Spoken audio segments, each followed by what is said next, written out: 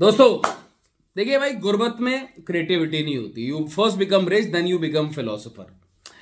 बात ऐसी है साहब कि देखिए, सिनेमा की दुनिया में इसको हम ऐसे बोल सकते हैं कि कोई भी मूवी जब बहुत अच्छी बनती है, लोग उसकी बहुत तारीफ करते हैं, पब्लिक रिव्यूज बढ़िया आते हैं, उसमें स्टार बड़ा हो ना हो, उसके साथ साथ जो एक इंपॉर्टेंट पैरामीटर होता है वो होता है बॉक्स ऑफिस के नंबर्स।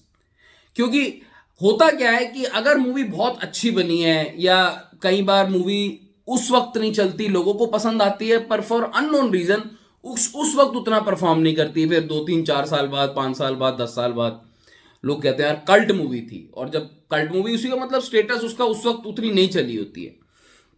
तो ये इस चीज को मैं सबसे अनफॉर्चुनेट मानता हूं। मुझे ये जो कल्ट मूवी स्टेटस वाला जो टैग है ना, ये यार ये बड़ा दुखदाई होता है कसम से। क्योंकि आपने मूवी बढ़िया बनाई, लोगों को पसंद आई, लेकिन फिर भी बॉक्स ऑफिस पे मूवी नहीं चल रही।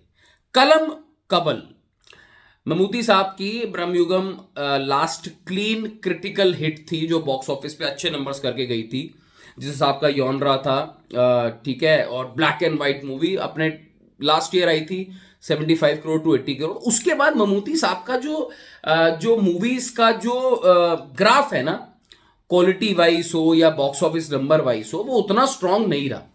मैं तो पूरा कवर कर रहा हूँ 2 साल से मलयालम सिनेमा को, और मैं जानता हूँ इस बात को कि इस साल बहुत सारी मूवीज आ रही थी, अच्छा परफॉर्म कर रही थी। देन हमारे पास हमें मोहनलाल की 2 2 3 3 मूवीज हिट निकल रही हैं, और कहीं ना कहीं मुझे भी लग रहा था कि इतना बढ़िया एक्टर, और 2 2.5 साल हो गए यार, कोई एक क्लीन ब्लॉकबस्टर हिट नहीं निकलती हुई आ रही। अच्छा, कलम कवल के साथ जब ये मूवी रिलीज होने लगी थी, एक्चुअली होनी थी रिलीज 28 नवंबर को, then it got postpone to 5 December for unknown reason, मुझे नहीं पता। बट जो भी है, पीपल वर एक्साइटेड। लोग जो थे, ऑडियंस जो थी, वो बहुत ज्यादा एक्साइटेड थी। मोर स्पेशली बिकॉज इक्का अपने एक नेगेटिव शेड में दिखाए जा रहे थे, और वो जो एक पहला ही शॉट था टीजर का, वहां से लोगों को एक फ्लेवर मिल गया था कि यार जो भी है, जैसी भी होगी देखी जाएगी। बट ये वाला जो परफॉर्मेंस है ना, ये वाला जो न्यूएंस है ना, ये वाला जो टशन है ना एक्टिंग के अंदर, फेस के ऊपर जो कनिंगनेस दिख रहा है हमें 50 60 सेकंड के अंदर, ये जरूर देखने जाना है दोस्तों। रिकॉर्ड्स पर रिकॉर्ड्स, बहुत अमेजिंग सा डेटा मेरे पास पड़ा हुआ है, आपके साथ सारा मुझे डेटा शेयर करना है। कलम कवल कमाल बॉक्स ऑफिस परफॉर्मेंस कर रही है। बने रहना वीडियो पे, अगर पसंद आए तो सब्सक्राइब जरूर करना। क्या आपका हाल? वेलकम बैक टू फिल्मी चर्चा विद कुणाल। कुछ हद तक देखा जाए तो मोहनलाल साहब पूरा साल का लीड एकदम प्रॉपर लेके जा रहे थे, मतलब थोड़ा रोम, एम्पुरान, एंड देन हृदय पूर्वम। मतलब यार 70 80 करोड़ पे हृदय पूर्वम कर रही है, तो आप एक साइड गेम इसको बना सकते हो। देन हमारे पास उसके बाद लोका आई, अच्छी मूवीज, काफी सारे डेटा तो काफी सारी था मूवीज का। अब साल का एंड था, तो ममूटी की इस पिक्चर से फर्स्ट डे जो ओपनिंग लगी थी, अभी मैं अगर सिर्फ केरला की आपको, बहुत सारे रिकॉर्ड्स अब धीरे धीरे धीरे करके रिकॉर्ड्स की तरफ बढ़ चली है। ये सबसे पहली बार डे 1 का जो इसका अभी तक का केरला का जो कलेक्शन है, वो है 15.50 करोड़, सिर्फ केरला केरला का 3 दिन का अंदर।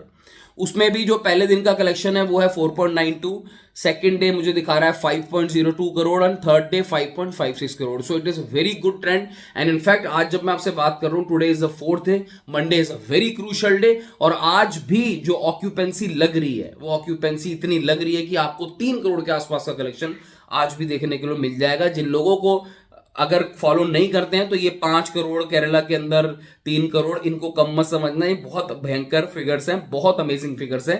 केरला में जितनी स्क्रीन्स हैं, केरला में जितने नंबर ऑफ शोज लगते हैं, उसके हिसाब से तो वीकेंड साहब मोटा मोटा अगर पकड़ो तो 15.5 करोड़, 15.5 करोड़ का वीकेंड सिर्फ केरला के अंदर से आता हुआ दिखा। लेकिन बात यहां कहानियां रुकती नहीं है, कहानियां रुकती नहीं है, क्योंकि ये पुराने सुपरस्टार्स हैं, इनकी जो फैन फॉलोइंग है वो इंडिया के बाहर बहुत ज्यादा है।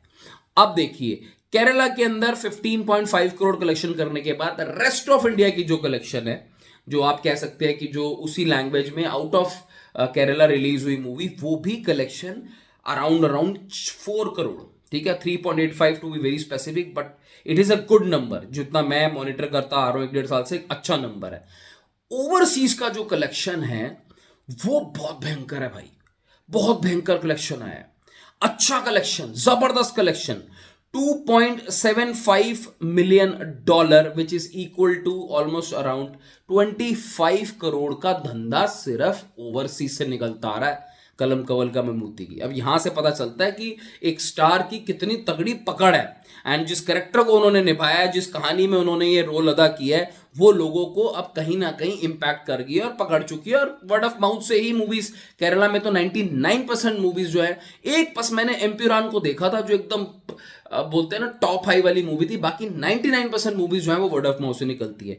अब यहां पे एक बड़ी इंटरेस्टिंग चीज ये है, ओवरसीज में मिडल ईस्ट का जो डेटा है वो $2.26 मिलियन है यार। यूके, इट इज गल्फ के अंदर मैसिव है, ये बॉम्बास्टिक कलेक्शन है भाई साहब। मतलब बंदे बैठे हैं, फैंस बैठे हैं।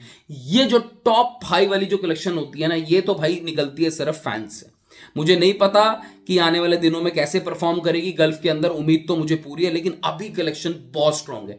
अब जो ओवरसीज का ये 2.75 मिलियन है, उसमें से 2.26 मिलियन सिर्फ गल्फ से एंड मिडल ईस्ट से।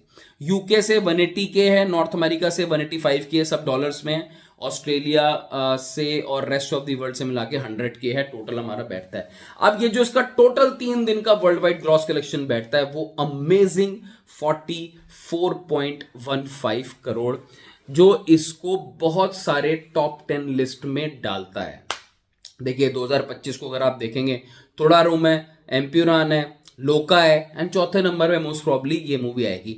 तो अब इस बात पे मुझे शक बहुत कम रह गया है, बहुत मिनिमम रह गया है कि इक्का के फैंस को, अब इक्का नाम बड़ा सॉलिड है, इक्का, मैं भी कहीं सोशल मीडिया पे पढ़ा था मैंने, इक्का, एंड जो परफॉर्मेंस दी है ना ममूटी ने यार, मैं शायद ये तीसरी या चौथी बारी बात बोल रहा हूँ दैट मैं स्टक हूं उस परफॉर्मेंस के साथ यार। वो जिस तरीके से पहली जो मर्डर जो इक्का करता है ना लड़की का, और उसके बाद जो छल्ला निकालता है स्मोक का, and then the way he laughs, it was pure evil. I am a fan.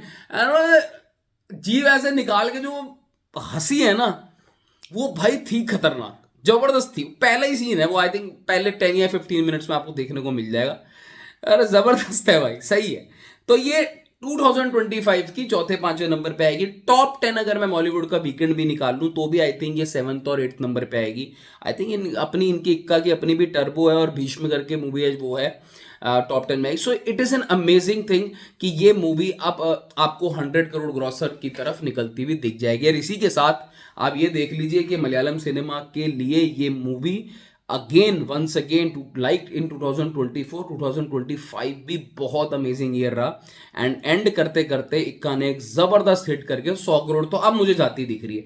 Now I am comfortable, अब मैं आपको आराम से बता सकता हूँ कि मूवी 100 करोड़, अब कोई अनलेस एंड अनटिल कोई बिल्कुल ही अनएक्सपेक्टेड सा कुछ हो जाए, जो मुझे भी लग नहीं रहा है। मंडे का जो कलेक्शन ऑक्यूपेंसी आ रही है 3 दिन की, बट ये कलेक्शन को ओवरसीज से काफी सपोर्ट चाहिए, तब जाके कंफर्टेबल ये आप लगा लो कि लेट्स सी, मतलब ये आवेशम वाले फिगर्स तक पहुंचती नहीं पहुंचती, 160 165 आड़ू जीवितम वाले मतलब वो वाले लेवल तक पहुंचती नहीं पहुंचती है। बाकी उसके बाद हम सब्सिक्वेंट वीडियो में बात कर लेते हैं। फिलहाल 100 करोड़ इजी ग्रॉसर प्रेडिक्ट करके चलेंगे, एंड लेट्स होप कि ये वो 150 करोड़ वाले फिगर्स को क्रॉस करती नहीं करती। आपने अगर मूवी अब तक नहीं देखी है तो आई स्टिल सजेस्ट कि आप मूवी जरूर देख कर आओ, थिएटर एक्सपीरियंस करके आओ। सबसे बड़ी बात, ममूटी की बेस्ट परफॉर्मेंस ऑफ ईयर 2025 की, अनडाउटेडली मलयालम सिनेमा से best performer of the year. सारे अवार्ड्स ममूटी के पास जा रहे हैं, इस बात की गारंटी है।